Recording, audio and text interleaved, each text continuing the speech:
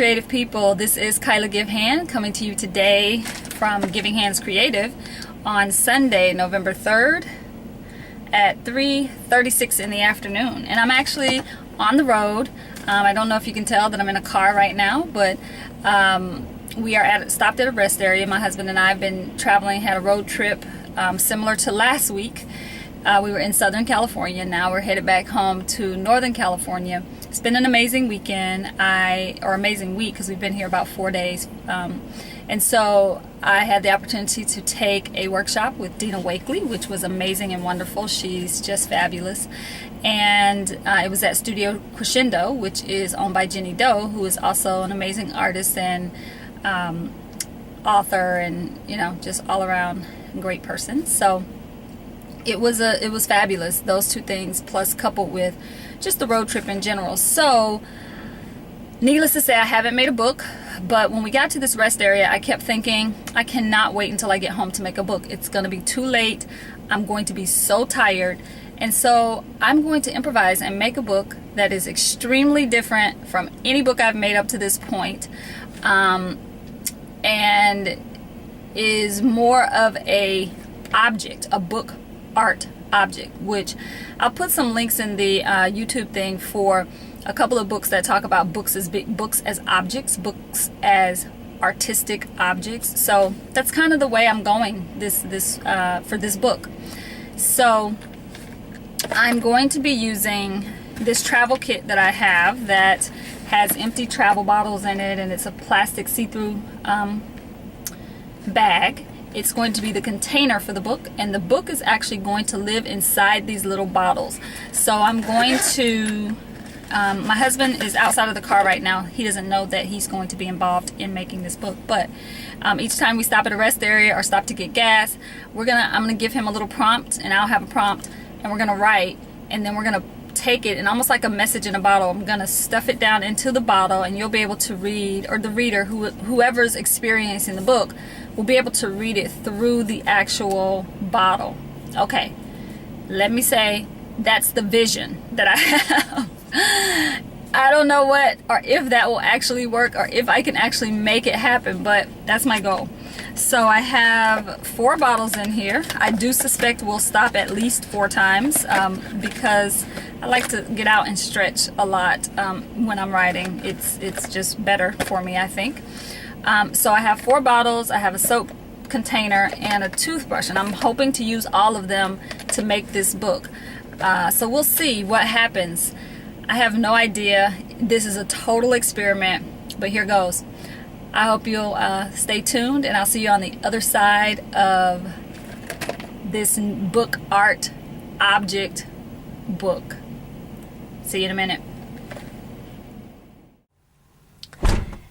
Hey folks, welcome back. And so I just wanted to do a quick check-in while we are, stopped somewhere in, I think, Patterson, California. We're at a gas station, just sort of getting gas. So let's see if I can get this to focus. There we go. It is 6:52 in the evening, and we have sorry, let's let it focus. It takes a second. There we go. So we've done 2 of them because we stopped twice since I last checked in on the video. And a couple things I've realized. The paper in one of them was a little tall, so it's kind of bunched up at the top, but it's not a problem. So I cut the second piece of paper differently, a little shorter. Maybe even too short, but it works.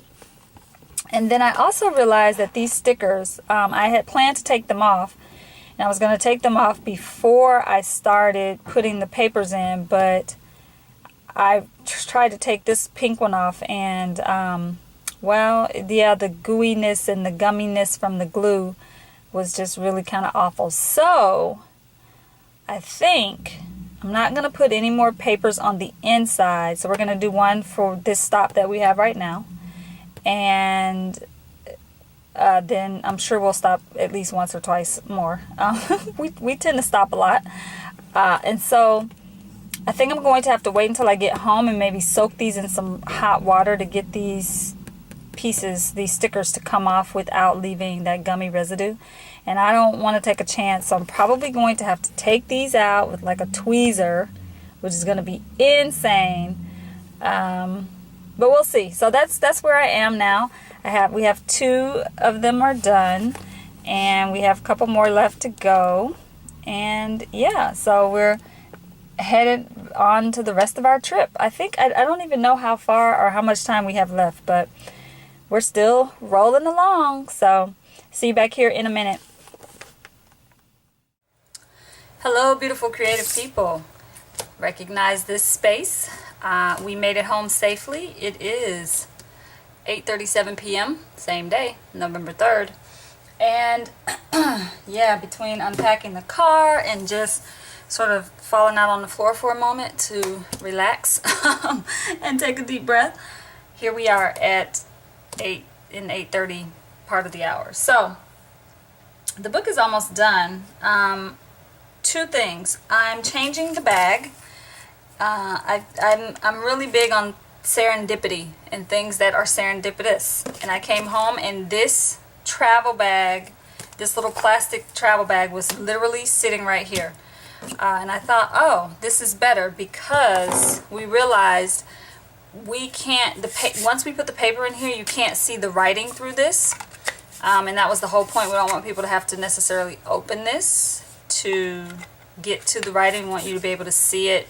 We want the reader or the viewer to be able to see through whatever the piece is. So I'm going to do some sort of gesso something over this, because I can't get this to come up. And then I'm going to work on getting these stickers off, and I'll be back. So I'll see you back here in a few minutes.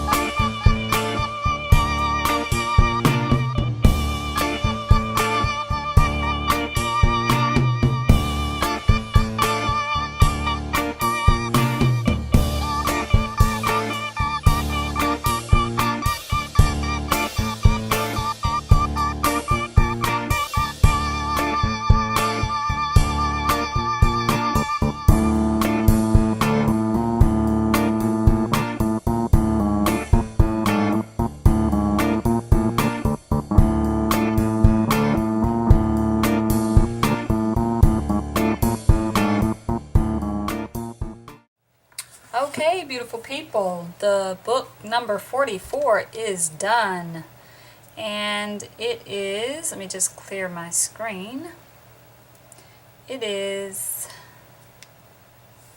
9:40 p.m. Not midnight like it would have been, or much later had I waited to do this once I got home. If I had waited to start this, start thinking about the book, get home and actually do it. So I was able to get all the sticky label-y stuff off of the bottles, and I actually was able to get it off of this plastic bag as well. So yeah, book is done. We have several different conversations as we were riding. The very first rest stop, when I started the video, we saw an elderly couple get out of their car, and you know, they each went into the male and female restrooms, and then when they came out, I guess they were going to just take a walk around the rest area, sort of like do a lap around it, but walking. And they were holding hands, and it caught my attention. I brought it to Damon's attention, and we both just loved it and thought it was beautiful to see. So I wrote about it and he wrote about it, so he has one entry in here. But then we realized as we were driving the rest of the way that it really would take a lot of time for him to, at every rest stop. You know, I could keep writing while he's driving, so he has one entry in here on that. And then as we were driving, we saw these huge, I don't even know what the right terminology for them, but they were these rectangular shape structures that were what you might see if you saw a bunch of hay put together, but they weren't hay. We passed them several times, and so at one point I finally realized what they were, and both times I saw them, they were really disturbing to me. Then on the third time I realized, because there was a huge field behind them filled with cotton. And I realized that it was these huge things we were seeing were cotton, I guess maybe compressed or stacked, and they had these huge tarps over them. So anyway, that brought up a lot of conversation, a lot of different things. So I have an entry in here on that.